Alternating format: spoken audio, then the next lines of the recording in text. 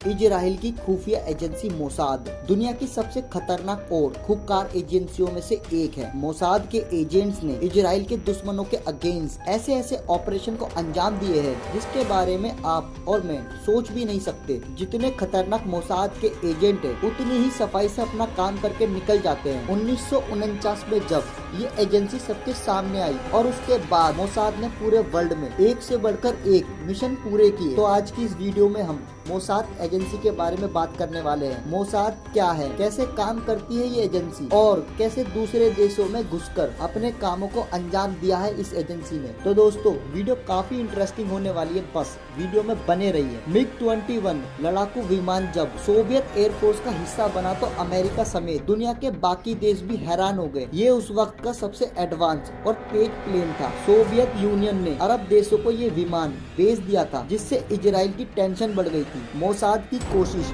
MiG-21 को हासिल करने की थी ताकि उसके बारे में सब कुछ जाना जा सके, मगर ये इतना आसान नहीं था। एक नहीं, दो नहीं, तीन बार कोशिश करने के बाद मोसाद को कामयाबी मिली। पहली कोशिश मिस्र में की गई थी। मोसाद के एक एजेंट ने पायलट से कांटेक्ट किया और उसको $1 मिलियन का लालच देकर विमान को उड़ाकर इजराइल पहुंचाने को कहा। पायलट ने प्रशासन को सब कुछ बता दिया और उसके बाद इजराइल एजेंट को 1962 में फांसी पे लटका दिया गया। दूसरी कोशिश इराक में हुई। मोसाद ने 2 पायलटों से कांटेक्ट किया और MiG-21 को इजराइल पहुंचाने को कहा, लेकिन उन्होंने इनकार कर दिया। मोसाद को सफलता मिली साल 1964 में। तेहरान के इजराइल एम्बेसी में काम करने वाले एक शख्स की गर्लफ्रेंड की दोस्त की शादी एक इराकी क्रिश्चियन पायलट से हुई थी। वो सेना में अपने साथ हुए भेदभाव से चिढ़ा हुआ था। जब इसकी भनक इजराइल को लगी तो मोसाद ने अपनी एक महिला एजेंट को इराक भेजा। उस एजेंट को पायलट से दोस्ती करके यूरोप की यात्रा पर बुलाना था। लाखों डॉलर और फैमिली को प्रोटेक्शन का वादा किया गया और वो मान गया। 16 अगस्त 1966 को वो पायलट MiG-21 लेकर उड़ा और तब तक नहीं रुका जब तक वो इजराइल नहीं पहुंच गया। MiG-21 हासिल करने का फायदा इजराइल को तब हुआ जब अरब देशों के संग उसकी जंग हुई। केवल 6 दिन में इजराइल ने उन्हें घुटनों पर ला दिया था। ये तो सिर्फ एक ऑपरेशन था। अब दूसरे की कहानी सुनो। साल था 1960 जब नाजियों ने यहूदियों पर जुल्म किए थे। इजराइल उनका बदला लेने के लिए बेचैन था। जब मोसाद को पता चला कि नाजी युद्ध का अपराधी एडोल्फ एकमैन अर्जेंटीना में, तो उसके लिए जाल बिछाया गया। 5 एजेंट नाम बदलकर अर्जेंटीना पहुंचते हैं और एकमैन को ढूंढ निकालते हैं। न सिर्फ ढूंढना बल्कि एक सीक्रेट लोकेशन पे ले जाकर उसकी पहचान कंफर्म करते हैं। फिर उसे वहां से अपने साथ इजराइल भी ले आते हैं। अर्जेंटीना की सरकार को इस पूरे मिशन की भनक तक न लगी। मोसाद के इस मिशन ने उसे दुनिया भर की खुफिया एजेंसियों में से सबसे अलग पहचान दिला दी। लेकिन तुम कहीं मत जाना, ये तो अभी शुरुआत थी। ऑपरेशन रेथ ऑफ गॉड, अगर इसे मोसाद का सबसे फेमस ऑपरेशन कहा जाए तो गलत नहीं होगा। हॉलीवुड के फेमस डायरेक्टर स्टीवन स्पीलबर्ग ने 2005 में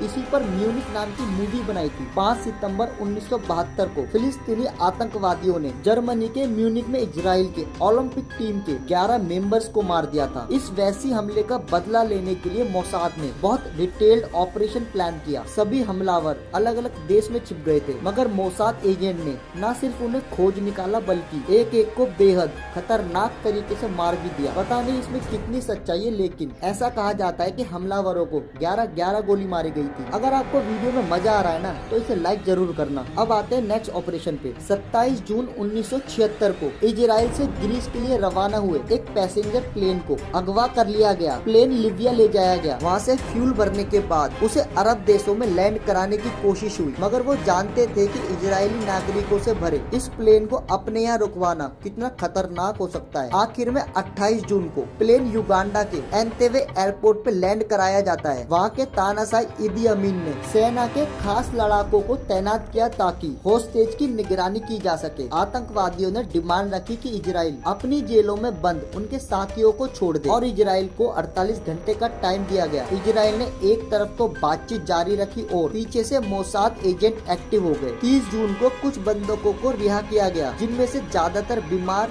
या बुजुर्ग थे। किसी तरह इजराइल ने आतंकवादियों से बातचीत करके 4 जुलाई तक का टाइम ले लिया। आतंकवादियों को लगा कि इजराइल सरकार उनके आगे झुक रही है। वो इजरायली नागरिकों को छोड़ बाकी देशों के बंधकों को रिहा करने पर राजी हो गए। विमान में कुल 258 लोग सवार थे, जिसमें से अब 116 ही बचे थे। 3 जुलाई को मोसाद के प्लान को अप्रूव कर दिया गया। जिस बिल्डिंग बिल्डिंग में बंदूकों को रखा गया था उसकी पूरी डिटेल्स मोसाद के कमांडोज के पास थी। 100 कमांडोज की एक टीम पूरे इंतजाम के साथ एनतेवे के लिए निकली। उन्होंने अचानक हमला कर दिया और 7 किडनैपर्स को मार दिया। युगांडा आर्मी के करीब 50 सैनिक भी मारे गए। इजराइल के 3 बंदूकों की जान भी इस पूरे मिशन में चली गई। जब कमांडोज लौटने लगे तो एयरपोर्ट पर मौजूद सभी फाइटर प्लेन्स को बमों से उड़ा दिया गया और मोसाद यही नहीं रुका। साल 2018 में मोसाद ने ईरान में घुसकर बहुत खतरनाक मिशन को अंजाम दिया। करीब 6.5 घंटे के इस ऑपरेशन में 2 दर्जन जासूस शामिल थे। टारगेट था तेहरान में बना एक वेयर हाउस जिसमें ईरान के न्यूक्लियर मिशन के राज वाली फाइलें रखी थी। 31 जनवरी की रात 10:30 बजे मोसाद एजेंट ने अलार्म सिस्टम से छेड़छाड़ करके वेयर हाउस में एंट्री कर ली। वेयर हाउस को खुफिया रखने के लिए रात के टाइम वहाँ गार्ड्स नहीं होते। इसी का फायदा मोसाद ने उठाया। स्पेशल टॉर्च के जरिए तिजोरियों में छेद कर दिया और वो अपने साथ करीब 50,000 पेज और 163 सीडी लेकर सुबह 5 बजे तक निकल गए। तो देखा